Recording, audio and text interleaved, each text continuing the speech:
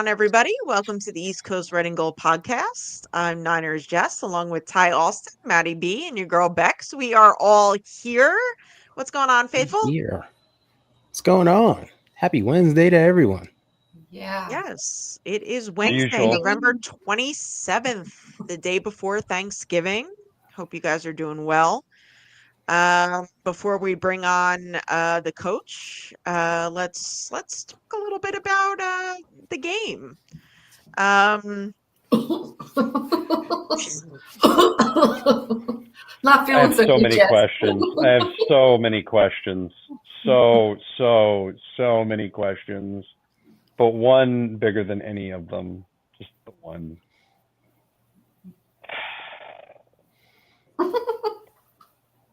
We talked about this in the group chat, so I'm going to let everybody in on the ECRG group chat the other day. Okay. So this game is happening in Weatherville, right? I.e. Lambeau Field, Green Bay, Wisconsin. And you're thinking to yourself, okay, we're going to go in with Brandon Allen as the QB because, you know, he's the two, and he's going to give you your best chance to win because, you know, he knows the system and right? Okay. I don't remember how much money they spent on Josh Dobbs in the offseason, but they seem to spend an entirely ridiculous amount of money for him to sit on the bench and do nothing. But anyways, was it halfway through the game or was it like in the first or second quarter? Maybe late in the first.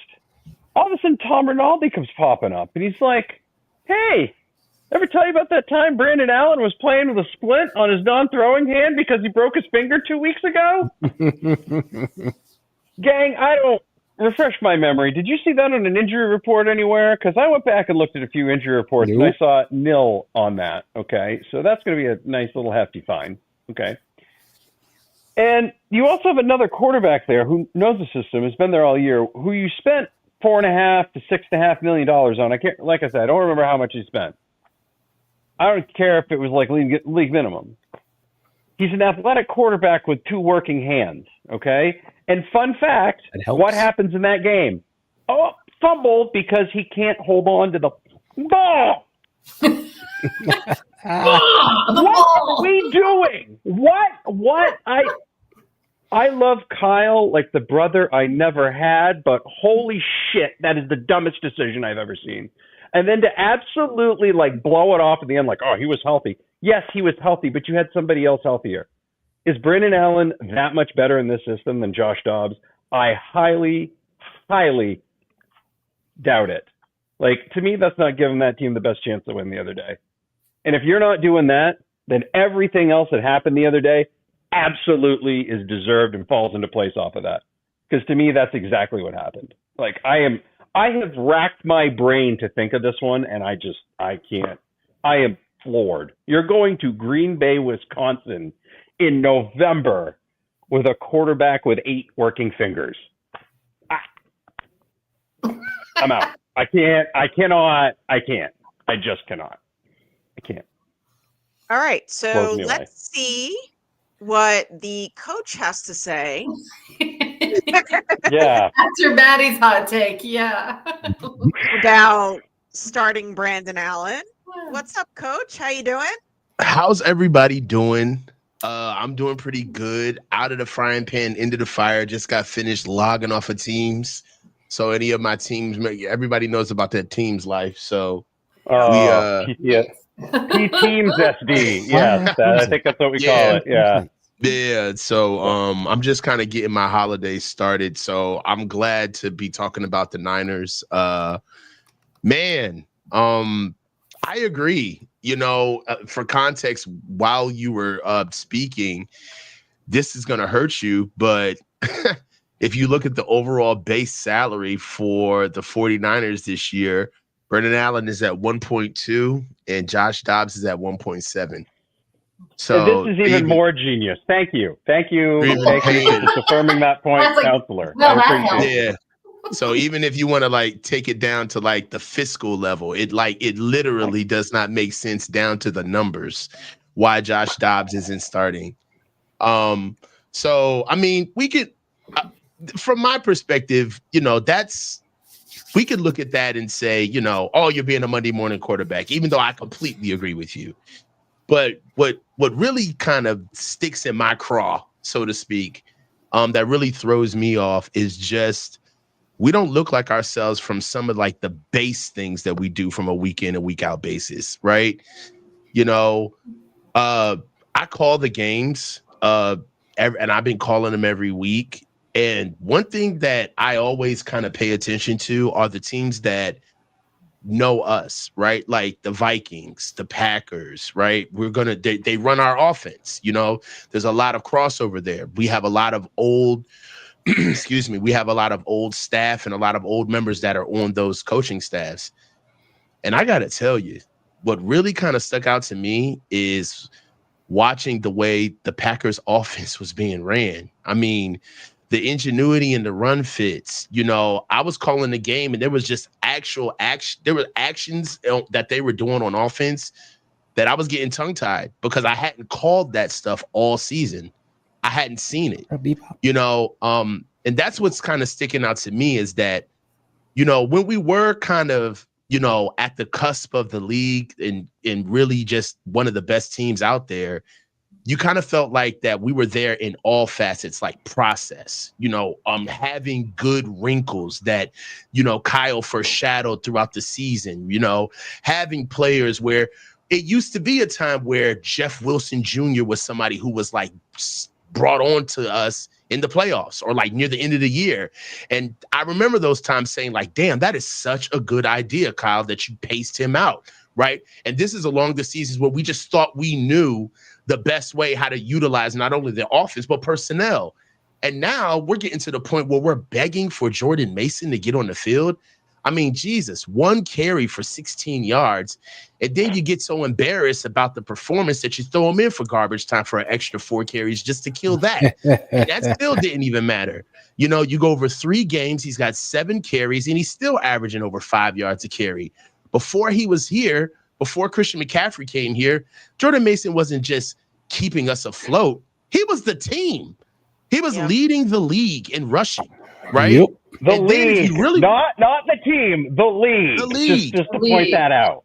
Come on, man. I mean, I really thought this has been such a Jekyll and Hyde year. I saw week 1, and I got to be honest, I'm one of Kyle's biggest criticizers, and I had to give it up. I had to bend the knee week 1. The way he went into the game with Jordan Mason, they kind of started out passing the ball, but then they went over for like almost 30 carries. He had a lot of yards, and it was kind of like a game where I was like, God, I think Kyle is learning how to adjust, right? Like that clearly wasn't his game plan coming in. You saw that he tried to kind of go with the old stuff in week 1, and it just wasn't working. So he rode the hot hand. That was emblematic of the Tevin Coleman days, the Matt Breida days, where you really didn't know who was going to be the running back that day, but it was whoever was hot. Kyle was willing to give those guys 4 to 5. Raheem Mostert, exactly. Yep. Kyle was willing to give 3 to 5 carries to whoever it was, give everybody equal opportunity. But hey, if somebody hit a couple of good ones, it was their day, and we were all fine with it. I don't know where that is gone. Larry just asked Kyle a question today about, and he was very nice about it. He asked him, hey, what have you, is it basically why isn't Jordan Mason playing? But he said it in a very nice way. Is it because, Christian McCaffrey is just so prolific? Why is he not doing it? And it was it's the burning question that I've been wanting to hear. And in my opinion, Kyle just kind of fell over himself. He was double talking. On one side, he says, well, it's not that. It's not the fact that, we don't want, it's not the fact that Jordan Mason isn't playing, but it's the fact that most teams don't have multiple opportunities at running back because from a starter platform, from a starting system, like tell that to Detroit. Tell that to Sonic and Knuckles seems like the trendiest thing in the league right now. Tell that to the Bucks, who ran Bucky Irving and Rashad White on us. That's a 3-headed monster, guys. Sean Tucker's getting carries in that thing too. P.S. Isaac Guerrero smells like mothballs at this point. That floored me. Tell it to your 2019 self. right? You were even on this train. So that threw me off. Then he said, well, you know, we didn't get a lot of opportunities. We only threw the ball 14. We only ran the ball 14 times against the Packers. And, you know, we just didn't get the opportunities there. Who is the offensive coordinator? Well, you are. We were always, you know, in third and long situations a lot. We penalized ourselves into a lot of third and long. So you're not gonna be able to run the ball effectively in those kind of you know, backed up situations. So, and I hear that, I really do. But for me, it's not even necessarily the literal numbers, like 14 carries, 18. That doesn't matter. For me, it's buy-in. There doesn't seem to be any buy-in. It seems to be very bespoke, a la carte, where we're picking instances and when we think the run is going to work the best. But we also know that you got to get caught on accident being a good running team. You got to always do it. You got to massage it. You have to figure out how other backs are going to utilize the offensive line best. We would just line up and say, we're going to run it down your throat and try and stop us. And that is who we were, bully ball. And that's not what we're playing this year. You can clearly see it. We are afraid to run. We run it and we get 2 yards and then here we go. Pass. We're all pass happy. And I would like to know what Kyle's fixation with throwing the ball so much in critical areas of the field is. You know, going 5 wide in the red zone, going empty, going 2 by 2 in the shadow of your own goalpost when you're backing up. You know, Brock deserves to be criticized. I get it, but he's not necessarily what you would call like a grizzled vet. He still does need help in those moments. And I feel like for Kyle to unleash his entire play calling on Brock, for you to say, hey, look, whatever I call, you run. I do think that there needs to start being a little bit of ownership from the quarterback side of things. I think Brock has earned that. I think he's earned knowing how to call his own protections, being able to call some audibles and get out of things when he doesn't like them, and not 2-way and 3-way goes where, hey, you're getting out of it, but you're essentially getting to another option that I want you to go to. Mm-hmm. No. Contemporaneously using his football IQ to say, no, there's too many men in the box. We're running this. No, I don't like the way this is going. We're going to run something else. I just don't see the fit. Where's the fit? We just seem to be running plays. And that's more of what I've seen this year that I haven't seen in recent years. You know, I've criticized Kyle a lot, but one thing I've always seen is that his team is going to play for each other, right? Even if they're going to do it his way, they're going to be galvanized together. They're going to put their backs to each other. And they'll be tribal, but at least they'll be together. And you can at least appreciate that. I don't see that this year. Well, I think we've had it for a while. You know, the crack is starting to show with the special teams. The amount of mistakes and missed field goals and kicks and just drop balls in special teams. You see the frustration because we've lost some close games. And not that they should be close, not that we want them to be, but when they are razor thin, you have to have people that are going to win those games for you. Your kicker has one job. Sorry, Brian Culp. I don't know if you're watching, but your boy is underperforming.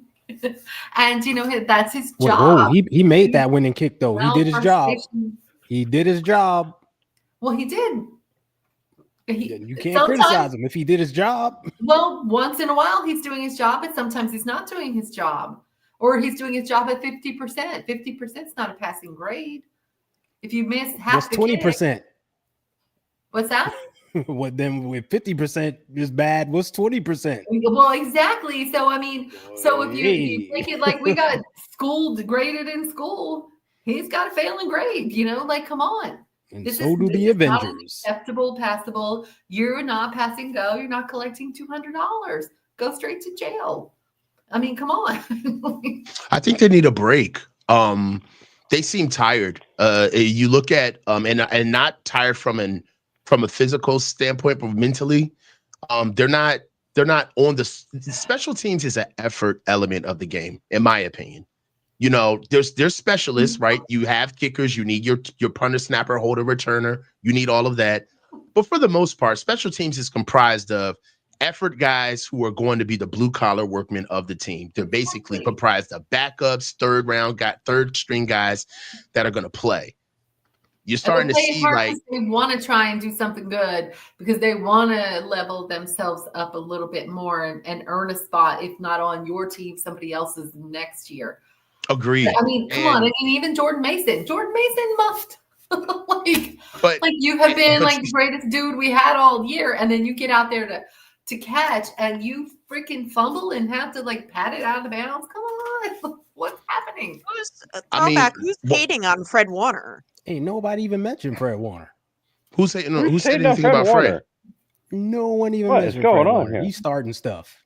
Who said that? I don't know. Was Fred a topic before I got on? No one even talked about Fred Warner. Fred Warner. I don't know. Maybe there's something going on in the chat. Fred Warner is like the ultimate warrior, man. Fred Warner's literally playing with one leg right now. All I can say is Fred Warner's tied for a reason because he's trying to carry this whole entire defense on his back. Well, I mean, we were here for camp. We came by. I don't know if any of you guys were around for camp early in the year. Might have bumped into a couple of you guys. But they really didn't spend a lot of time on special teams. It was kind of a foregone conclusion. Periods are broken down into practice by minutes, and they have like a 7-minute period for special teams, 7 to 9 minute period for special teams, every practice. And it's almost kind of like a glorified water break. Certain guys get in, they walk through it, they gallop through, they go through the motions, ball goes up, couple of punts get kicked, they move on to the next team. They come on, everybody gets in their little fronts, they all jog down, man up, thud up on 3/4 speed, move on, then they bring out the goalpost. Jake Moody kicks a 35-yard, a 50-yard, then they try to make him kick a big kick. The team surrounds him, he makes 3 kicks, they move on. That's special teams, right? And that's fine for a walkthrough. Right. That's fine if this is the skeleton, right? We're doing skelly, like, hey, just everybody get in their right position. Let's dress rehearsal this thing. I get that. But you mean to tell me you go through a whole period? I was there for 5 days. So you mean to tell me that for 5 days, every special teams period, there was not one correction? There was not one time where a coach saw something and stopped the drill or came in, or there was nothing that needed actual on the field attention. Everything could be handled on the sideline once you come back on the sideline. I call BS, man. There's a lot of little things that we saw over the summer. Huge insight. Like, yeah. I just did the math in my head. 7 minutes, and you're like, what? That's not much, man. It's 7 to 9 minutes, and Makes they sense go now. through. It's only one period, and they run right through it. Right? I've seen more intensity at PTA meetings. It's not a big deal. You know what I'm saying? So, those PTA meetings, they're pretty badass. The hoops are coming out of PTA meetings. The hoops aren't coming out in special teams. I'm telling you right now. We're not losing a fingernail kicking a field goal. But a PTA, 100%.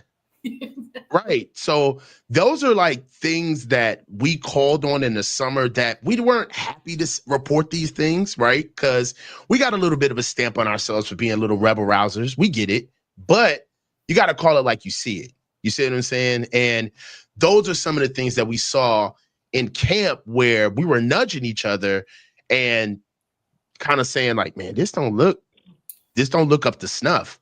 You know, they were having team periods, their first day at pads. All right. This is the first day I was there. It was their first day at pads. They didn't even have enough offensive linemen to do one-on-one drills with the D linemen. Okay. They were still piecing together O-line. Jake Brindle wasn't there yet. John Feliciano wasn't there yet. Trent wasn't there yet. Spencer Burford was nursing an injury. And then they had a whole bunch of Jags, just the guy out there. So they weren't even really getting any work as far as knowing what the defensive line was going to do. But when you look at the reports, you look at everything that was coming out during camp, everything was supposed to be business as usual. We're happy about Leonard Floyd. We're happy about Yetur Gross-Matos. Collins looks good. Everybody is doing what they're supposed to be doing. Like at one point, there was an interview where one of the biggest people that I saw, and this is because I'm weird, so I'm going to watch offensive line. I'm going to just watch what I know. But one of the biggest people that I was disappointed with throughout camp was Aaron Banks. I thought that this was a year for Aaron Banks where he should have came in more than impressive. He's supposed to get paid this year. Forget the team. Just for his own reasons. He was supposed to come in and be a guy. And the Colton McKivitz, Mike McGlinchey plan.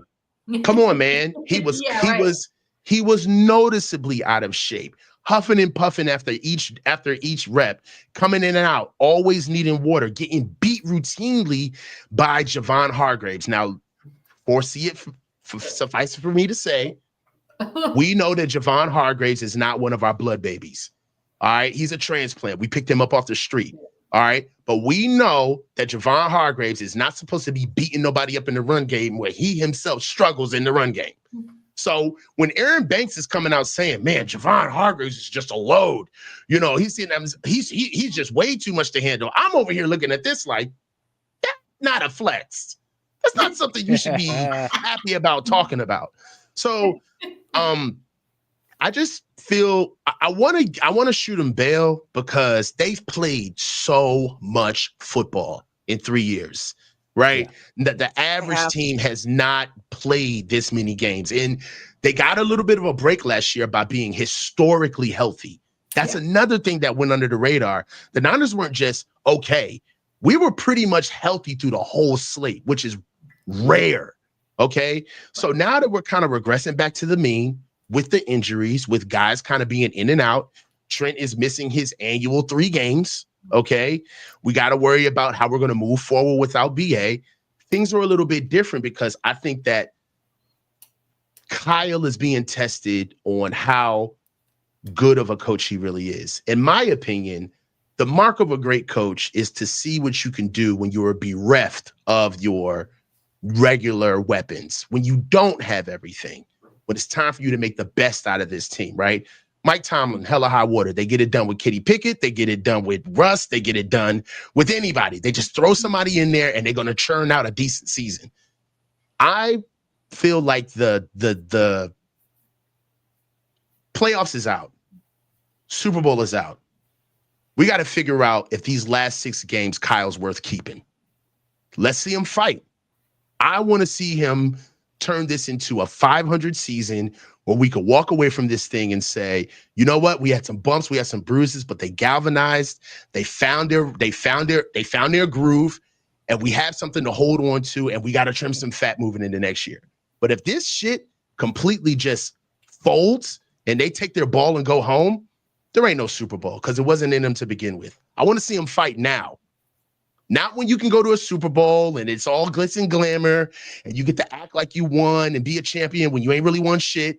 Not all of that. I want to see you fight for your name now. Let's see. So these next weeks are really important to me. I wonder if they're going to be like not rested enough this next off season for maybe not having as many friggin' commercials. Because every time I turn on a game, there's a 49er player, and I'm like, did they win the Super Bowl last year? Oh, they did not win the Super Bowl last year. Like, they're in that Baker Mayfield level of like, hey, we did all this, and congratulations on cashing in and everything. That's great. But you can say no to something once in a while. You can occasionally say no to something and not have to do it. Like, the 1982 and 1985 86 season vibes are so strong with this team, and they're mixed together. And then you sprinkle in that little 2020 garbage, which was another bad year, and it reminds me a lot of that one too. Like, it's just full on stink right now of all those seasons. And all those seasons, 50% of them, they either made it to they either didn't make the playoffs, or they made it to the playoffs and got their ass whipped. So that's pretty much what I'm looking at here. No matter, even if they do make the playoffs, it's one and done. And they'll probably get screwed over by a bad ref call because that's usually what happens in every game. So, well, you can't have a hangover if you've never won. Right. Yeah. I was just going to make the point that Kenny just made. This division is fairly weak, so we're not that far out of it. That if we put up a strong, finish in the last weeks, we could eke out the division and still make the playoffs. But we talked about this earlier in our, in the show about like these weak starts. They end in what? You make the playoffs, you go out in the the first round or the second round. Maybe you make the championship game, but you lose. Like, those aren't Super Bowl caliber efforts. So, we might win the division and make it in the playoffs, but we're probably not going to do anything with it. We just seem to be freaking stumbling over our untied shoelaces, and no one knows how to tie the shoe. It is unbelievable to watch. We keep shooting ourselves in both feet at the same time with both two guns in both hands and just like, oh, I'll be fine. And everyone just keeps going. Like, what's happening? It's sad to see. I don't understand where we are and what's going on in the coaching tree. I think that whole turnover has really, really been problematic. It's really, really glaringly obviously this year that the coaching staff is not up to snuff. We've been lucky that we've been able to promote and level up and have guys step in. We had a rough first year with DeMeco Ryans, right? Did he not have a little shaky year there? He had a rough month, and then he got it together. Right. Like we've been spoiled as fans. Exactly. Oh yeah. So you're like, okay, are we going through like maybe this is the Nick Sorensen little bumpy road? But no, this seems like a whole entire just unraveling. Someone pulled the thread, right? Like, and now everything's unraveled. How are we going to stitch this back together? You're not. It just seems so disheveled. The defense looks gassed. They look, I don't know, chaotic and unorganized. The penalties, the dumb, stupid, ticky-tacky stuff that you shouldn't get called for. We see all this stuff. It's like flashbacks to like an era I don't even want to talk about. But also special teams. Like, my God, how are we not more disciplined? These guys should know how to operate. It's not like they've left.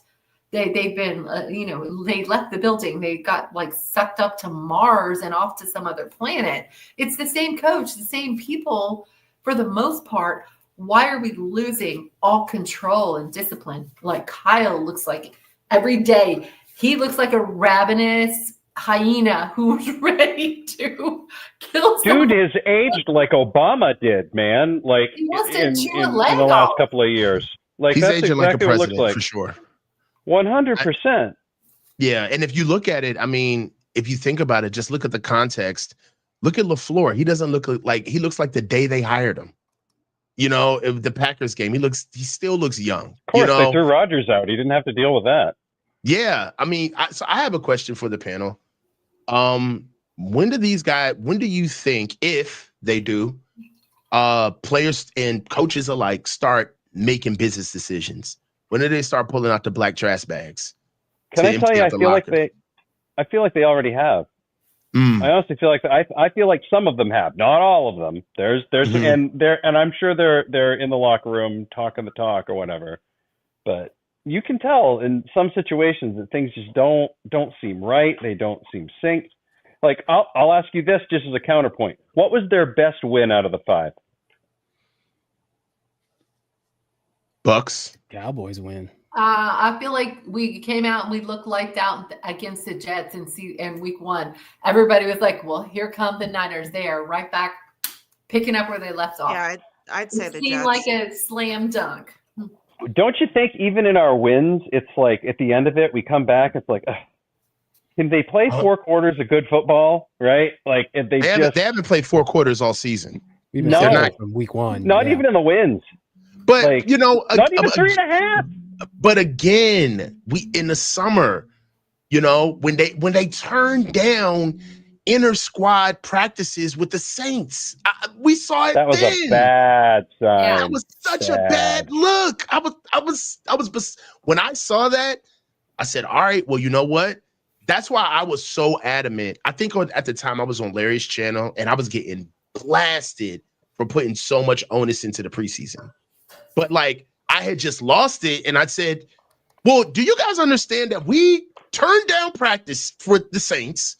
We've got, at the time, Brandon Ayuk, Trent Williams, nor Christian McCaffrey were even in the were on the field. Christian McCaffrey hadn't practiced yet all year, and this is before we had dropped the bomb that he wasn't even going to start the season. right? So we were kind of smelling a rat with that. And then it was like, we played against the Raiders, and then the Raiders ran all over us. And I was like, dog, this does not look good. Like, we have not put together a cohesive 2 weeks of practice. Even if you think about it, they hadn't put together, like BA hadn't practiced, BA and Trent hadn't practiced with the offense until 3 days before week 1, before game day. They had just gotten that done. Like, so if you think about, I understand the press conferences are cool, and you got to understand those are for us. So full stop. It already is going, you know what I'm saying? It's already going to come with a level of BS. But if you just look at, for me, I think that they lost focus when they made the playoffs last year. That's what, for me, I was so disappointed with how they came out off that 10 days rest and played the Packers. If you remember, the Packers came out and they punched us in the mouth, and they just didn't know how to win back then. They were a younger team. Jordan Love had just gotten the team. Okay. So he had seen no scenarios like that whatsoever. Aaron Jones had ran off like a 50-yard run. I think that was the longest run of the season that they had ran against us, but it just wasn't their time yet. Like, they weren't grizzled yet. And at the same time, they were a little hurt. So we got out of that one, and I was disappointed. But after 10 days rest, for me, for the type of team we were and the mission that we were on to be so close, it spoke volumes that they were this unprepared, this deep into the process. And then it doubled down with how they played against Detroit. I mean, Detroit came out like gangbusters in our field, punched us in the mouth, ran up and down the field on us, and Dan Campbell's just an idiot. That's how we lost that game. Let's just be honest. He doesn't know what he's doing. He fumbled that game away. But even then, they smiled through it, and so did we. Then you get the 2 weeks before we see the Chiefs, right? And we have been talking about this all year. This essentially is business as usual for the Chiefs because Las Vegas is in their division. Yeah. They had already been to Las Vegas that year. People didn't realize that. So honestly, the Chiefs coming to play the Super Bowl, it's just a formality of another away trip. They know the terrain. They know exactly what's going on out there. They played out there before. And I knew that we were essentially going to be the true away team going out to Las Vegas. And what does Jed do? He gets the mic and he starts rapping. What does he do? Oh, even if we would have, let me just tell you about the process. This is what we did to get CMC. This is what we do in the draft. I feel so good about this. This is what Kyle said about Brock. Kyle told me after the first practice that he's pissed off, but really Brock's the guy. All of this revisionist history, trying to set it up for the win to come. Just so bad form. And this is what closed it for me, guys. Somebody had asked him to just kind of throw a little bit of reality into like all of this. Like, all right, well, how do you feel about coming into the Super Bowl? You guys eked past the Packers and Detroit. These were very tough-fought games. What's the focus like going into the Super Bowl? All Jed would have had to do is take that big, fat softball question and knock it out the park. Just say something cool. Hey, we're not done yet. Let's go Niners, whatever. Jed says, well, to tell you the truth, I'm just thrilled with what we're doing. It's all about us. Even if we would have lost the game to the Lions, I would have been satisfied with this season. This season would have been a success to me. That right there, let me know. These guys got quotas. They got PKIs. It's all about hitting a barometer, and they're not really focused on finishing that 10th of a second, that last bit. We all know in anything that you've ever done in your life, the last 20% is harder than the first 80. It just is. Closing is a skill. Closing is a skill. Finishing That's why you your get goals coffee. Is a skill, So for me, I just and then the media day coming inebriate. We can do so much. But look, it was just my thing is that in order for them to salvage the regime, if they're gonna keep them, right? What they need to do is they need to take a little bit of responsibility from him. All right, to help him out. Okay. maybe You're talking about if they're going to keep Kyle Shanahan. They're not getting rid of Kyle. Are you wait, Coach? Are you in the fire Kyle crowd? Yes, he is. He's got one more year for me. Ty, I'm asking Coach. He's got 1 year. He's earned a year. He's earned a year. He's earned a year and presidents don't go longer than 8 years. I'll entertain it if you can tell me who you're going to replace him with. I mean, I'd replace it with Ben Johnson. Okay. Yeah. Like presidents don't get more than 8 years. I mean, come on, you got to shit or get off the pot. I understand like he's built something great, but my thing is that he's got to show that he can finish the job, right? And you have to also look at, hey, can we transition into paying Brock, right? Are we going to marry Brock to Kyle? So Brock's got to get paid in 2 years. We don't even understand how Kyle's decision about how he feels about Brock is going to be very clear when it comes to how Brock gets paid. I can tell you that right now. If Kyle Shanahan is running up the stairs in the 11th hour to stop the phone for Brandon Ayuk to get traded and getting called by Trent Williams in the middle of the night, they've done a horrible job at letting out their process. So we know that if Brock doesn't get the money that he wants, it's because Kyle okayed it. Because anybody who wants their money, Kyle's directly involved. That's why I feel like there's a little bit of egg on his face this year, especially with not playing Jordan Mason over Christian McCaffrey. You doubled down on paying the highest paid running back. He was already the highest paid running back in the league. You doubled down on him when he wanted guaranteed money. Honestly, this doesn't help Niners fans. We signed Christian McCaffrey to a deal where we had gotten past the guaranteed money, where we were officially into our side, right? He's got to start paying on our side of the contract because we gave him his upfront money. He comes through with the year that he had. Good on him. Respect him. But at 28 years old, he drew a tough bargain. He held out. And we bended the knee and doubled down and paying him. I think that's one of the reasons why Jordan Mason isn't getting the carries that he's getting right now, because Kyle's got to prove the price tag. So if we were winning, would you still be the fire Kyle crowd? No, we're winning, but we're not winning now. Okay. So, but then like it comes down to the defenses, that there's so many people injured. Is that not something like we should be looking at our strength conditioning people? Like why is everyone hurt? You know, where's the accountability for penalties and the defense underperforming, special teams underperforming? Is that all Kyle? I mean, he's the coach. He's final say a word. Yes, but we've also continually had the cycle of being depleted of our defensive coordinator.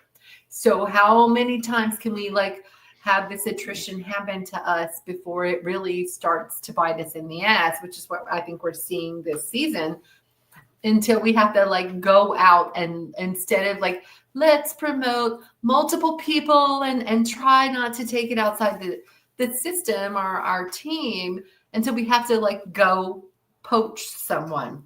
And also, Rob Saleh was in Green Bay last week. So who knows a lot of things about us, but him. So I think that also probably really contributed to the fact that we lost big time. But it's not everything is Kyle's fault. He can call the best play, and if someone drops the ball or the defense gets called for a penalty for whatever, like how do you solve those problems where the defensive coordinator guy is he's not doing what Rob Saleh did for us, or he's not doing what D'Amico Ryans did for us, and you now he's not even doing what Steve Wilks did for us. What's that? He's not even doing what Steve Wilks did for us. Oh no, Steve Wilks. Listen, Steve Wilks. We talked about this last week. We had the whole fourth quarter stat thing and talked about Steve Wilks in the fourth quarter.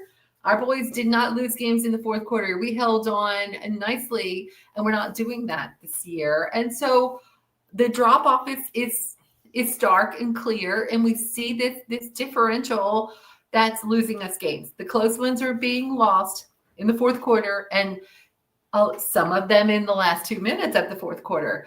So you have defensive coordinators who aren't adjusting, who aren't able to do it. So if that's Nick Sorensen's problem, where's the accountability with Nick Sorensen? Or where's the accountability with Brian Schneider? We've all bashed There's him. There's clearly never been any accountability over on that side of the ball. That no one cares, clearly, because we have Brian 7 Schneider minutes of needs to practice be time. fired.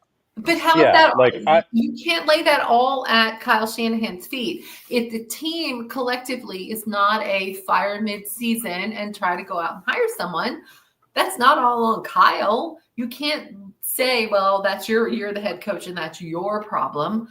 Yes, it's your problem because you're losing and you have to figure out how to stop the bleeding or run up the score enough to overcome these deficiencies. But at the end of the day, if as a team that they're not willing to fire coaches mid-season and go out and find someone, what do you do about that? What do you do? Well, I can shed a little light on that. One thing about one of the reasons why Kyle gets a lot of credit when other coaches get hired in from his tree, essentially from the organization, is because these are coaches that have worked with Kyle. These are coaches that are galvanized by the program, and then they find success within his program, and they go out and get higher jobs. There's no mandate that coaches have to work with other coaches. No. Okay, so the coaches that Kyle gets are the coaches that want to work with Kyle. Okay, so if Kyle can't get better coaches, that is directly on Kyle. Okay, there's no algorithm that gives Kyle the best shot at the best special team coach out there. No, I'm not saying Kyle needs to go find the best special teams coach. And honestly, what's crazy is that I feel that's another thing that I kind of feel like is happening. The name isn't sexy as it used to be. Before, when Kyle came in here, this was a who's who of a coaching staff. Okay. D'Amico Ryans, Johnny Holland, Mike McDaniel, Robert Saleh. Then you can go we can go on and on. Wes Welker. Exactly. But those guys were once a line coach that got promoted internally under his tree, that got developed and got the opportunity under Kyle to grow and develop and become this next level guy, and then go off into the world and have success. Well, so I do believe there's a development element there that you cannot deny, that he has this skill and ability as a head coach to develop talent internally that turns out a good product. That is a fact. See it in the league. My thing is that if you're D'Amico Ryans and you're a coordinator for 1 year and then you turn around and you turn out a product as a head coach at Houston Texans, there wasn't a lot of developing going on for that 1 year as a defensive coordinator. He was not just the defensive coordinator. He was a lower level coach. I understand. If you would allow me to just finish my point, let me cook. So what I'm saying is that I understand that these guys have come in under Kyle, and right now Kyle has gotten a lot of credit for having the coaching staff that he had with the names that have gone out. But my opinion is like, that's a nice stimulus package that you come in with my first coaching staff, right? And you come in and you're a head coach for the first time, and you can burn out daddy's Rolodex and get as many names as possible in the building. And you can have the emblem of the San Francisco 49ers and the last name of Shanahan, and people are going to be on board. They're going to go to uprise their career and yours at the same time.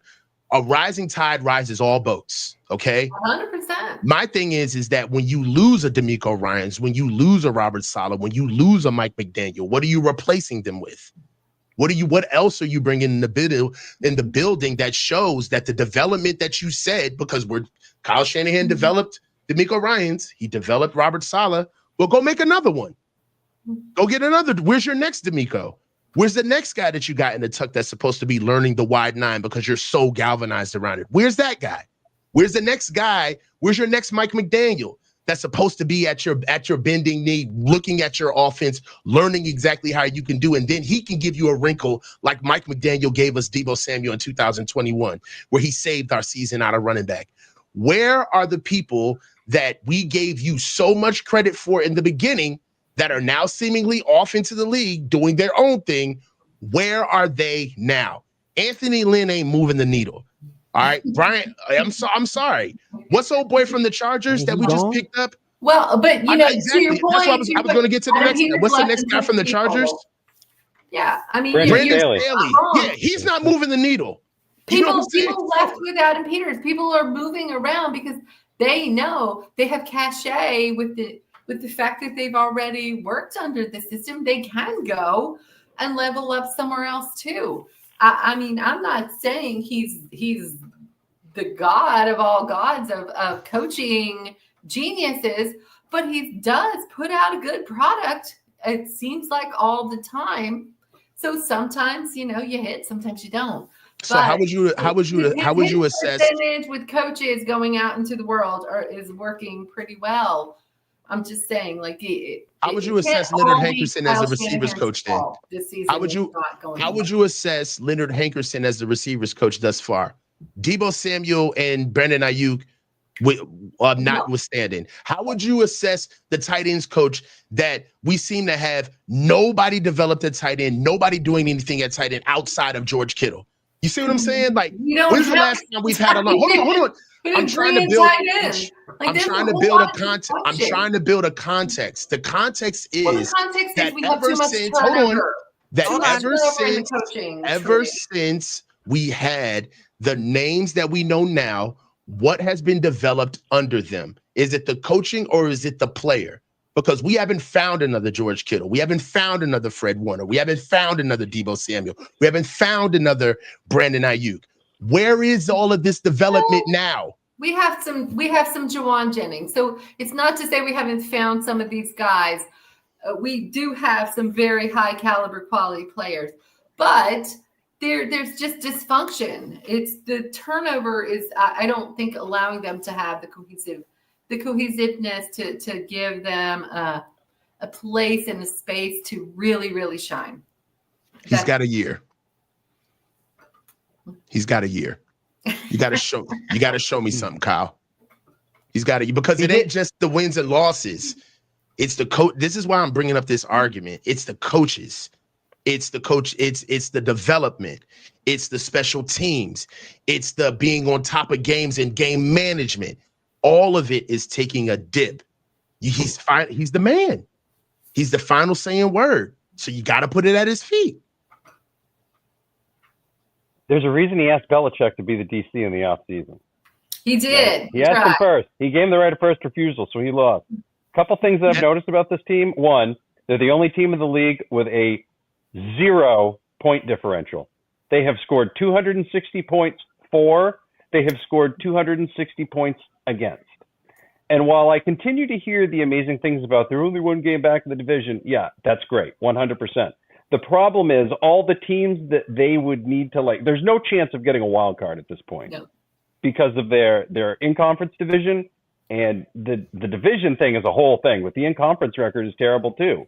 So these other teams that you're losing to, the Green Bays, Minnesotas, whatever, you're not going to be able to jump them. Your only chance is to win the NFC West and get that 4 seed. So 100%. If you do that, great. Yeah. But you're going to have to do that and finish a game ahead of everybody, because in a best case scenario right now, you go 500 in the division. That doesn't spell success for me moving forward. Yeah. So there's no warm and fuzzies going from that. There just isn't. It's the inside stuff. It's the percentage of third downs that are converted, that are allowed to be converted by this defense. It's when this offense converts a third down. Here comes the flag, whether it's right, wrong, or indifferent. How is some of that stuff not like? We know what some of these crews do at this point. Okay, we know what they're calling. Is there an adjustment game to game, or are these crews just going rogue and calling their things? No, they've all got tendencies and they all do stuff. Like, something's missing, man. And yeah, you know what? Maybe the best thing that could happen for them is to get started on their offseason so they can actually have an offseason instead of this pre-celebration for a Super Bowl that hasn't been won yet. Yeah, and you feel for them. They didn't have an off season. You know, they spent half their off season trying to get their guys back in the building. Yeah, I was just going to say an off season where everyone signed and you know, agreeing that we're playing for this team and want to actually right the ship would be awesome. That much I will say is on the players. By the way, Bebop, I'm all about Eric Saubert slander. But that thing that he got nailed for the other day was crap. That was a good He got block. robbed. It was. He got robbed. That was Okay, that was so an ass kicking block. He got robbed. I had a conversation with Larry on the phone. It was, in my opinion, it was a hold. And the reason why is because hands on, I agree with you. Hands in the frame, he's whooping his ass. He's jigging him in the dirt. It's a pancake. That is a block, okay? However, they're not showing like the third, like the couple of milliseconds before they cut to it because it's all slow-mo. He literally, if you notice, Eric Sauber is blocking the other direction, in the other end zone as Debo's running past him. So Eric Sauber actually grabbed the dude and swung him around and then threw him on the ground. So we all saw Eric Sauber have this beautiful blocking play where he was driving him into the ground, but they're not going to like this millisecond before they show him driving him into the ground. The player is reaching for Debo and then just gets yanked by Eric Sauber, and he like almost hip tosses him and then drives him into the ground. So that's what we're all missing. I watched it, but it was a hold. It was a hold, There are Josh. naysayers who disagree. But also at the end of the day, Eric Saubert's not good enough of a player to have a cachet where they're going to let something like that go. If it's questionable, they're probably going to call him That's for true. it, right? Because everything That's he has done so far this year has been a net negative. Drop the ball, create a hold. Like, they can never get the tight end too right. Literally, the only good tight end they have gotten here, really good, George Kittle. But that's it. Everything else they've tried to roll through here has been hot garbage on a platter. I cannot Latu figure was a out why they disaster. can't do anything else. Don't you slander Brent Jones like that. Who? He's Not talking during- about this regime. I'm talking about this regime. Oh, Yeah, I'm not talking about Russ He's like, Francis We're not or going old school. or any of those guys. Too They're many all good. names. Stuck in this regime. Outside this of George regime. Kittle, they have done Next nothing. is about to fight Like- you, man. Woo. Whoo! Like, yeah, no. nah. I mean, they've I just think that there's a lot left, you know. I do think that I get very frustrated with Kyle because, you know, this team is not we're way better than our record. Even with all of the injuries, even with everything that's happened, the off-season stuff, getting guys in the building, it's frustrating to see these guys lose by their own ego. You know what I mean? It's kind of like watching them lose with one arm behind their back. And it's so agonizing because we don't use everything to our disposal, in my opinion, you know? And I think that Kyle is coaching this team as if it was the same exact team from last year, but we're not. And we can all see the differences. And we're not as potent as we were last year, but we're still a damn good team. And it's frustrating to see us not kind of be savvy. You know, we're not the red coats this year. We can't stand in the middle of the field with heavy horsemen and cannons. We got to be the Minutemen. We got to kind of pick our spots, be savvy, you know, and that's where I thought that a lot of Kyle's expertise would kind of shine because he could tinker. He could be ingenuitive, you know, he could find, you know, an Isaac Guerendo. I thought that, in my opinion, I thought that like the Isaac Guerendo game against, what was that? The Seahawks, where he had his breakout game. Yep. And the Jordan Masons, I thought that was such a blessing in disguise because there was no way that you were going to see how good they were with Christian healthy. Nope. But the fact that they got time on task, I said to myself, oh, Kyle's got to be licking his chops after he sees that he's got this many weapons in the backfield now and real legit speed.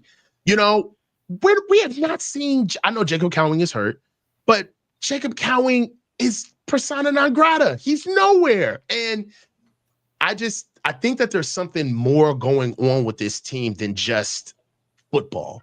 They don't look like they have it this year. They don't. The energy is off. You know, we beat the Bucks. Debo Samuel mushed Tabor Pepper in the face that game. You know what I'm saying? Like, because he clapped even back in the at wins. him. He Yeah, clapped like back at him, and Debo got in his feelings. yeah. He was a little bitch on that one, and that's Yes. what happened. Agreed. He was punching down. That's man code. You get no respect for beating on somebody who everybody knows you can beat up. It don't work that way. Stop. So for me, even in the wins, it's felt weird. You know what I'm saying? So I think that they need more than they need a real offseason. They need a real break. You know, I think this team is tired. And you know, because the season is so arduous, you know, we're not giving them any bail. We expect them to perform. But if you took it to a human element, if you took the millionaire tags off their names, sat them down in the room and really just talked to them, they tell you that we're dead fucking tired. You know what I'm saying? And I don't know how to tell you this, guys, because you guys are so geared up for a season, but we just don't have it right now. And that's what I see week in and week out. I honestly do, right? I see there's an element of the game every week where I see them say, we can't go to that gear. We've had enough.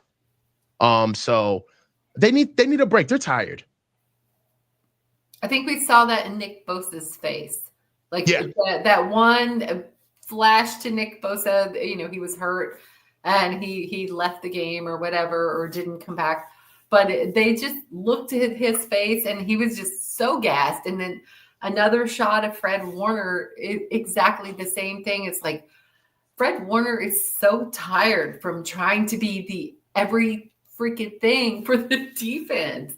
That boy is, we don't want him getting hurt, but he's got to be close to, you know, I'm not going to say it out loud, but you know, he's trying to do. He has a fractured ankle back. I mean, like, I don't know what more he can do at this point. He's doing everything. He's doing everything. Yeah. All right, Coach. I know you got to go. Yes.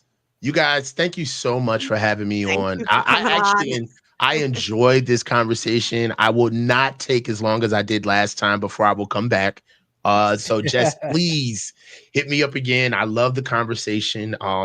And I hope you guys are coming through to watch the Coaches Huddle. We get a little wild on my side, but we try to keep it a little bit, you know, better. You know what I'm saying? So, but thank you guys so much for what you guys do, because I gain a lot off of you guys' insight as well. Thank you, Coach. I appreciate it. We'll be in touch. All right, guys. You guys have a good one. Thank you. Happy Thanksgiving. Happy Thanksgiving to all of you. Happy Thanksgiving, man. Yeah. All right, guys. Take care. All right, the coach. All right, can we talk a little Bills and, you know, and talk about this game and, you know. Yes, please. I feel like I need a shot of tequila. You know, I don't know if Brock Purdy's going to play. I hope he does play. I know he threw on Monday, a light throwing session on Monday. He did not throw today, which was equivalent to last week. Trent Williams was seen with his knee on a scooter.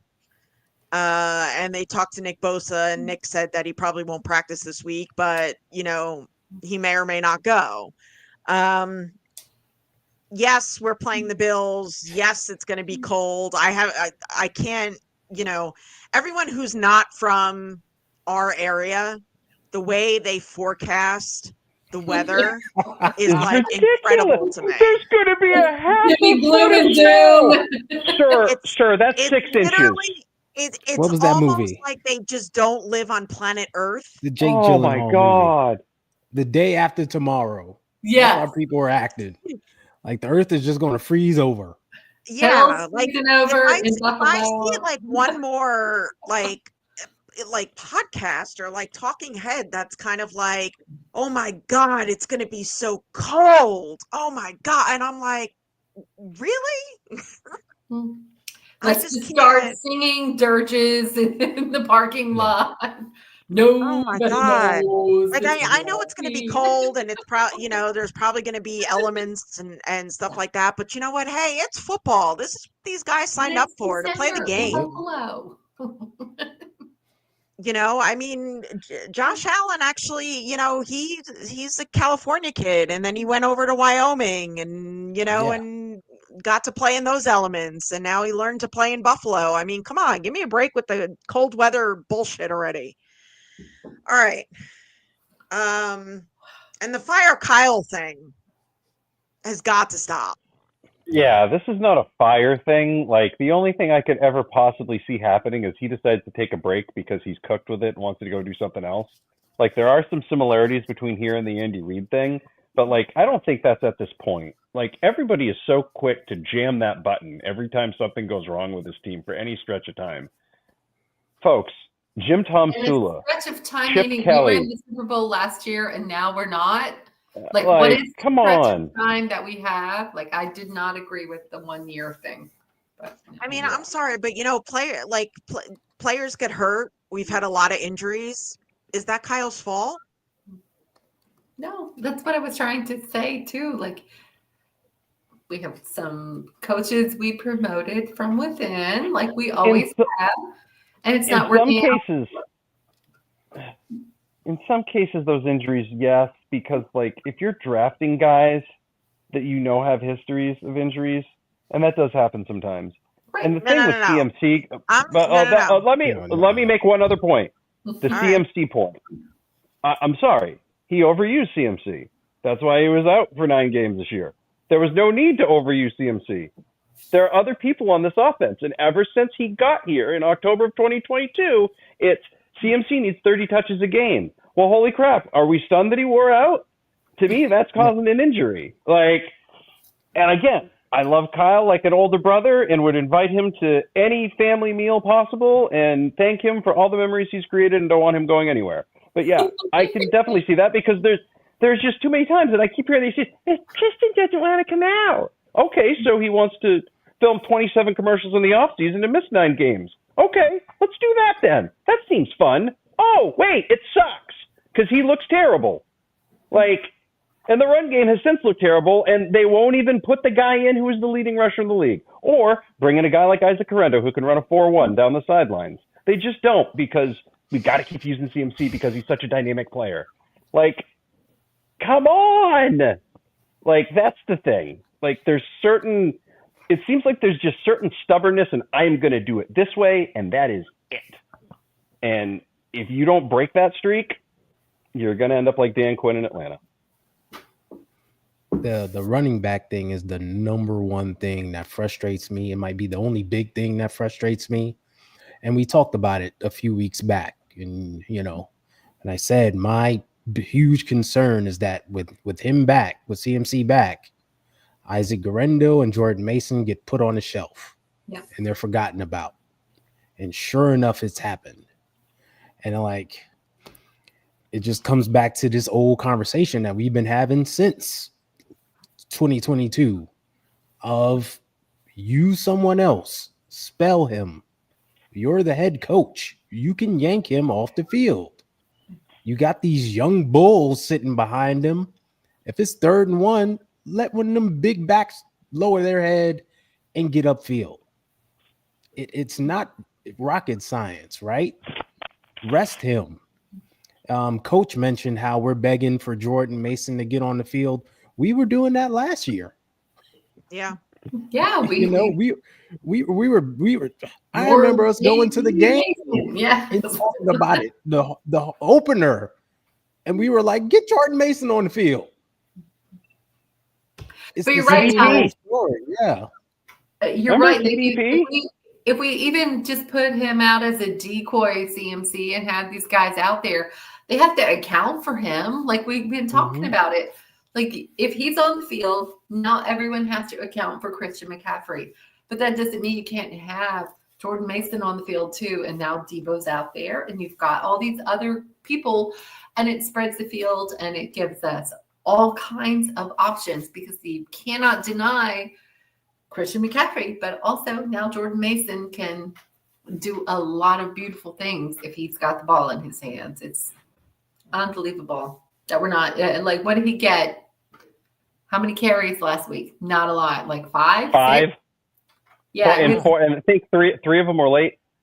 McCaffrey would be a perfect slot receiver. You could go with him in the 3, you could put him at the 4, and then you could put Mason in the backfield. What did y'all didn't miss the article? Remember, like 1,000 jug balls a day for Jordan Mason? Jordan Mason can catch a freaking pass, guys. It's not like he's not Roberto Duran out there, hands of stone, for those of you who did not understand the reference. Unless he's on, in the chat. I knew everybody in here did. Yeah, that's not, you don't need to use him like CMC, but you could still dump it off to him once in a while. but CMC has the ability to be used as a receiver.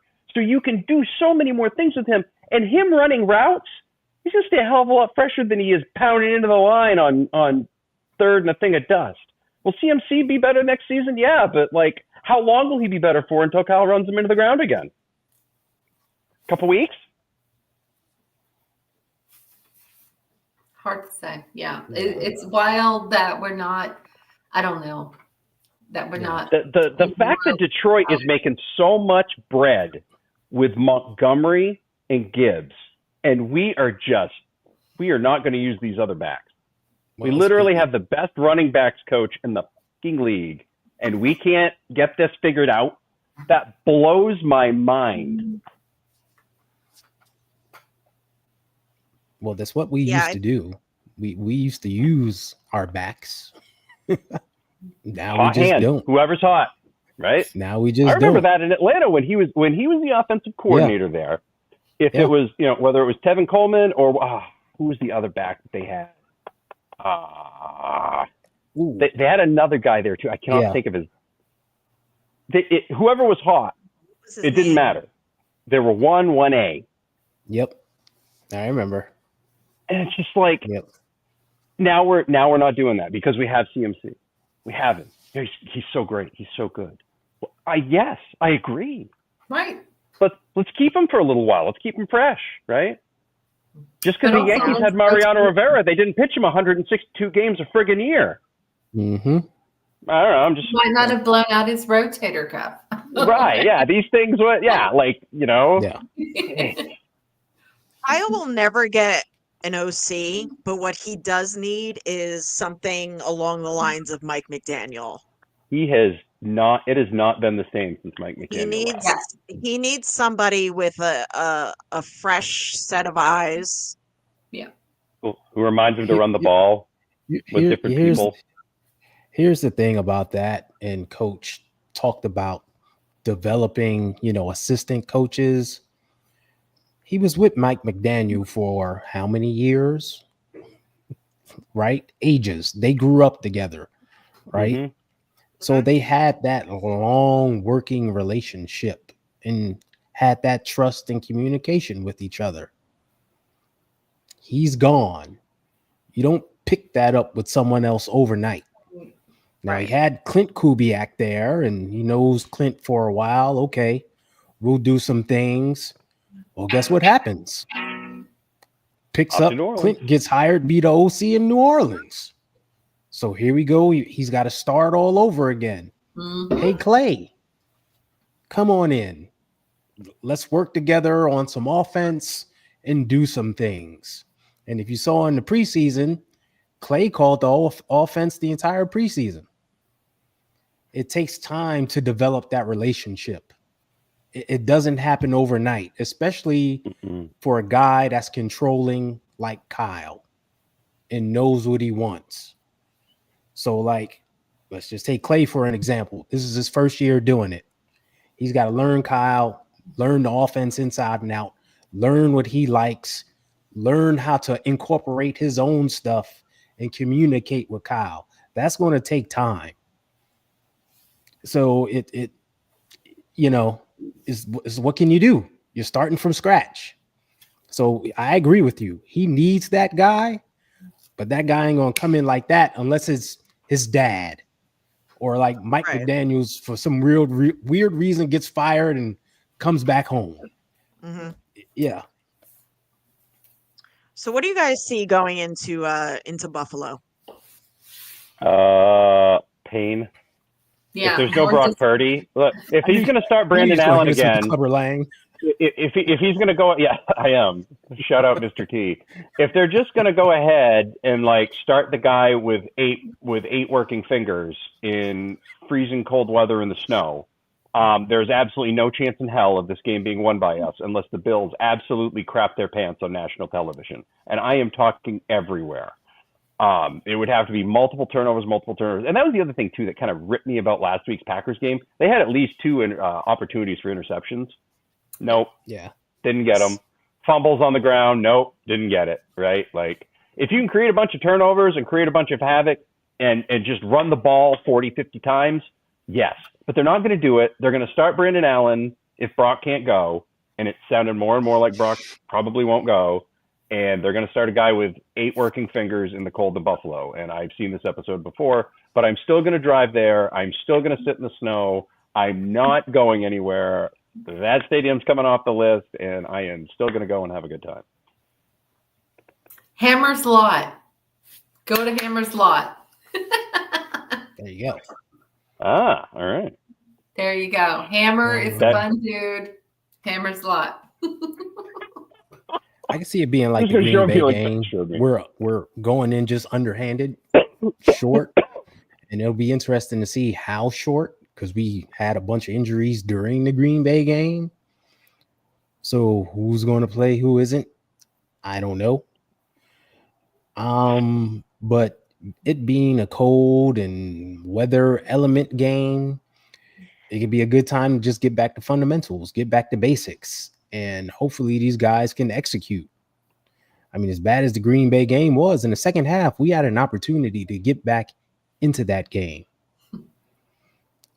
It just never materialized, you know. Once Brandon Allen missed Chris Conley on that deep pass, it was just like, oh, that was the real big punch that we needed. Yeah, to kind of turn this thing around. And how many weapons do you have in your backpack? Oh, there's no more in there. Okay, put it aside. You're all done. Your Hello Kitty backpack is all done. Like that. You know, there's nothing left. Yeah.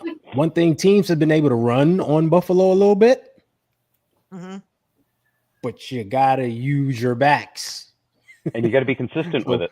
So exactly. So it's a perfect game. I was going to say it's a perfect game to get back to that bully ball. Matt, exactly like you said, run the ball 40 times a game, use all 3 backs, etc. Yes. So long as you don't penalize yourself into third and forever, where you have to throw the ball to even have a chance, like that's got to stop too. The penalties. Obnoxious. Yeah. Oh my. The penalties. Like I know the officiating in the league this year has been hot garbage. Yes. 100%. That sounds awesome, by the way. That was like, that was just a pull up.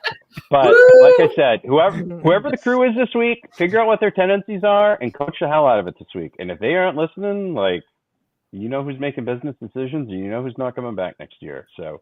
But even if they lose this game, guys, like it's not a conference game. It's not a NFC game. Right. So it's not like worst case scenario. Like things could have been a lot worse last week. Like only Seattle won from the division. So if the same thing happens this week, they still might only be a game out, right? And they still got heads up matches. So is there a shot to get in? Yes. Is it a 14% shot? Yes. Is it going to require winning the division? Also, yes. But there's still a shot after this week because, you know, they can definitely beat the Bears. Because if there is one team that is way better at beating themselves than the San Francisco 49ers, it is 100% the Chicago Bears. So. Matt, I was just going to say, is it a shot in the face or a shot in the ass? Like, it doesn't matter. It does not matter. Couldn't they do matter. Oh, by the way, the other thing too that I did want to mention, it's not 49ers related. I was watching a game the other night and a guy got punched in the crotch and the referee said, I didn't see any sort of contact there that would, I'm like, he got punched in the dick. Like, how is that not like contact that matters, right? Like I couldn't believe it. I was like, wow, Terry. Okay, Terry, here's what I'm going to do. I'm going to come into the booth. I'm going to whack you. You tell me that's tertiary contact, friend. You just let me know. Okay, you tell me that didn't affect your ability to catch the ball, champ. I've seen some crap, man, but that was like the worst. Like, whoa.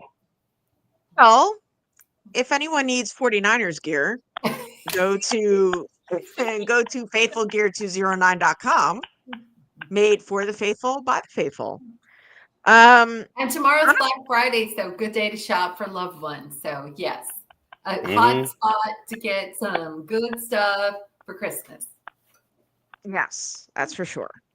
And now that we're losing and all the bandwagon fans are leaving, a lot of the stuff is not going to be sold out. Right. Exactly. Get some good stuff. Like, Guys, I'm gonna tell you- for years, I wasn't able to get a friggin' calendar because they were all sold out. Calendar, Yeah, you get the hat, calendar. jersey, like. Yeah. Let's put it this Right, way: the but on a tickets that I got positive for just before you go, the tickets that I got for this week's game have gone down by about 70% from the Monday before last. Like after Tampa, Wow. like I compared the prices, they've gone down about 60%. So yeah, Oh, people wow. are jumping off the bandwagon quickly. Jess, I showed you the seats I got, right? Those seats were like Yeah, $400. Those are really nice seats. Yeah. So on Hopefully a I don't get positive snowed note, under them. though, like going into this game, Jacob Cowing is no longer in concussion protocol. Yeah, saw Charvarius that. Ward practiced in full. Good. CMC no longer has the Achilles next to his name. He just had a rest day, and Dre Greenlaw was limited. And I'm so excited for Dre Greenlaw to be back. Yeah. Aren't we all? So I'm out there hitting the sled, Play Dre. jumping, catching a pass. Positive stuff. Yes. Oh God, Kenny just said I look too thin. I think that's the first time I've ever heard that in my life. I'm genuinely concerned. He's in mid-season form. Kenny, I'm not kidding you. Ready to Kenny, play. I used to weigh I used to weigh 400, almost 400 pounds, and then I got down to like 217. Now I'm hanging around 240, so I'm doing all right. But that was a while ago. That was about 6-7 years. And Maddie's ready for New Year's Eve with the ball drop behind him. Yes. There you go. Totally ready to go. I don't know, when he leaned one way, I was like, he looked like he had an aura, and I was like, what is he like? He's like, God, hello, God. I've ascended to Valhalla. There it is. There it is. He's the football gods that we pray to. So am I the only one in this panel that actually thinks we might squeak out a win on Sunday night? I could Nope, see it I'm if there. they could. If they committed to the run, I can see it. But I just don't trust they'll commit to the run because I don't feel like they've committed to the run since, I don't know, the Monday Night Football Rams game 2 years ago. Like those games, those are the ones that set trends and get this team back on track. Those 40, 45 carry, 200-yard, just rumbling, stumbling through the snow, like whatever, right? And it just haven't had it in a while. Really haven't had it since he got in Brock there because he trusts Brock so much. So I just feel like it could be a slobber knocker because now you've already lost 2 in a row, and it's going to feel like desperation. These guys are just going to want to win. And maybe there is a chance. There's always a chance. Like, but it's the warm and fuzzies aren't like, oh yeah, we're going to win. But these boys can be scrappy and play a good game, a clean game of football, and actually win. Take out the penalties, and you got, probably several more in our roster, in our record that we should have won or we could have won. But it's hard to say. Yeah. I mean, yeah, Dominic Pooney had 3 penalties. I know. And worst game of the year for him. It was dumb. Like some of these things, encroachment, you're lined up in the neutral zone. Like, no, that's fundamental stuff. Don't do it. It's you know better than that. How many years of your life have you played this game? In fairness, though, he played college at Kansas, and like it's not like they really made it to the really deep into the year. So this is probably the deepest he's played in a long time. So. Yeah, but you're playing out in the elite level now. You're playing in the big boy leagues. Put your Before panties we head on, out, tie your shoes, and go out there and don't trip over your own feet. Tie your damn shoes and line up, and don't trip over your shoelaces. All right, before we head out, gang, let's do our X Factors for Sunday night. Go ahead, Ty. Whew. X Factors, jeez. I'm glad you're going first. Yeah, I know. Put me on the spot. Go Ty. Ooh, on offense, I want to say freaking like Jordan Mason and Isaac Guerrero. They would be the X Factors. Who knows if they'll get on the field? I mean, Jordan Mason ripped off a 19-yard run, and then we never saw him again until garbage time. Sure. So yeah, if they're used them on defense, I'm going to say the safeties. I think they'll need to do some downhill hitting to help set the tone there and, make some things happen. Yeah, Becca. Well, I just feel like everyone is an X factor because everyone's played like nonsensical nonsense garbage. So no penalties. I don't care who you are. That's an X factor. Clean up your just play clean and stop giving away games and first downs and handing things to people, because we've done a lot of that in the last few weeks. So penalties is an X factor. I kind of agree with Ty with the run game. I feel like you just have to establish that. But it's Josh Allen in passing, so maybe Charvarius Ward. He hasn't played in a few weeks, and it'll be interesting to see how well he plays in a pass heavy against a pass heavy offense. But also special teams. Hello, Jake Moody, do your job, make some kicks. Like, please and thank you. When's the last time he missed one? You see what I'm saying? You bringing up old stuff. He's been you haven't heard his name in the last 2 weeks. Yeah, It's true. fairness, there weren't a lot of chances last week. He hasn't You know had what a I'm lot saying? of opportunities to kick either. So And Point whose taken. fault is that? Whose fault is that? Hold up. He hasn't had opportunities to kick because of who? Woo, because we ain't got there yet. The Avengers aren't Avengering. There we go. Special teams. Stop I mean, fumbling. if we're on- playing this game just to kick field You know what? goals, we Okay, might as then well we'll not just call show it up. special Bad teams. game. We'll just smear special teams across the Yeah, but since the Tampa Bay game, Moody has made his kicks. I mean, he made the game winner, and then after that, he's made his kicks. So just got to keep that going. Maddie, who are your X factors? Mooney Ward, I'm going to choose him again this week. I thought he was going to play last week based on words, but he didn't. I think he'll play this week. And usually in situations like that, horrifically awful situations, I swear, whoever is a part of that horrifically awful situation comes back and has like a big, awesome moment and gets interviewed post game. Like, it's just one of those things where you can almost like feel him getting a clinching interception on Josh Allen thing, right? Like, I could totally see it. This I hope team, you're this right, 'cause defense, that's what I'm this thinking. whole Fresh to me, this legs. whole defense, this whole game is on the defense. You have got to stop Josh Allen, and not only do you have to stop Josh Allen, you have to He's create running. turnovers. You have, and you have to, like, he's going to make mistakes, and this team will occasionally put the ball on the ground. You have to get the ball off the ground and give this offense some short fields so that they don't have as long to work. Let this run game kind of wear them down and kind of go from there. You know what I mean? Like, I just want to see this defense have one good 49ers-y game for 4 quarters, right? And I haven't seen that yet. If they, yes, David, they just need to lock in, like Debo's been, like Debo's been doing, because he's right on it. He's locked in. Got his new podcast, his new show. It's all there. Turned into Micah Parsons before our eyes. Don't get me started on Debo. Dude, that's not a winning combination. That's not. I don't know. I hope his captain thing is not on this week, because that was not captain-y. He has not been captain-y at all this year. So ridiculousness. But yeah, to me, it's just the defense and the special teams. Just offense, don't screw it up, because I don't know who's even going to play.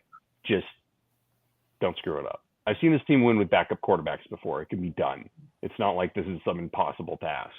But your defense has to play like it gives a defense has to act like it gives a rat's ass and get off the field on 3rd down and 4th down, because 3rd and 4th down are both things now. And if someone throws you the ball from the other team, catch the damn thing. Don't drop it and be like, that's defensive back. Well, that's cute, because now you're going to get called for holding on the next play, and then the guy's going to run it in from the 1. So, yeah. Okay, people Defense out there, let's this listen. week. I'm going to give you all some hope. I want y'all to understand, versus the Packers, on 4 of 5 defensive drives, the 49ers defense held and forced a punt, giving the ball back to the offense with an opportunity to cut into the lead, take the lead, take control of the game, put it away. The defense did that. So there's hope that we can take games over and win these damn things. We just need to execute. Keep that in mind. And by the way, the 5th drive that they failed on is when the offense threw the interception and gave Green Bay the ball on the 16-yard line. Ty, So don't do think that. about that. Don't do that. Don't Don't do give what? me hope. I'm just telling what is. That actually happened. He's like, Ty, what is this gift you were giving me? Actually happened. I know I'm not making it I was up. going for the Hawkeye quote. I was going for the Hawkeye quote. Don't give me hope. That actually happened. Look, he's over So, there hey, like, I know. open the castle. All right. My X factors are Juwan Jennings and George Kittle. And I'm just going to keep saying George Kittle because the guy's having It's been working. He's having a great year. Yeah. he's having an excellent year. And been I'm also balling. going to go the secondary. Mm-hmm. And for the love call. of God, can we please just tackle? Oh my God. Please. Stop it. What are you trying to think of here? And I'm looking for Leonard Floyd to step up again because I doubt Nick Bosa is going to play. So I'm looking for Leonard Floyd to get two. Yes, he got 2 sacks. My boy. I'm looking for him to get 2-3 sacks on Josh Allen. Guys, it's been a hell of a show. I wish everybody a happy Thanksgiving. I hope you guys enjoy your friends and family. Yes, happy Thanksgiving to all. Shout out to the chat. You guys were awesome. Thank you to the coach for coming on. Some great conversation. Get your gear at faithfulgear209.com. We will see you next week. We're not doing the 2-minute warning. We're done. All right. We're gonna take a knee. We're taking a knee. All the way around, closing thoughts all the way around. Go ahead, guys. Go. Nah, just happy Thanksgiving and enjoy. Happy people. Thanksgiving. Like, have some fun. Yes, happy Thanksgiving. And George Kittle's like passing all kinds of like Niner grades. He's having a great season for sure. Phenomenal. All good stuff. But yes. Go Dolphins third on tomorrow. the Mike list. McDaniel beat Third the on the Packers. list. Thank you. See ya. And of course, for the upstart 49ers, they're 6 yards away from Pontiac. 3rd and 3. We'll see a pickup sometime on the right side, possibly. Montana looking, throwing in the end zone. Caught it! Dwight Clark!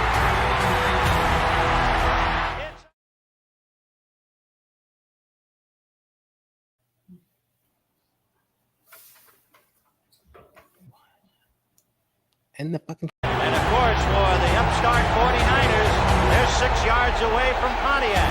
3rd and 3. We'll see a pickup sometime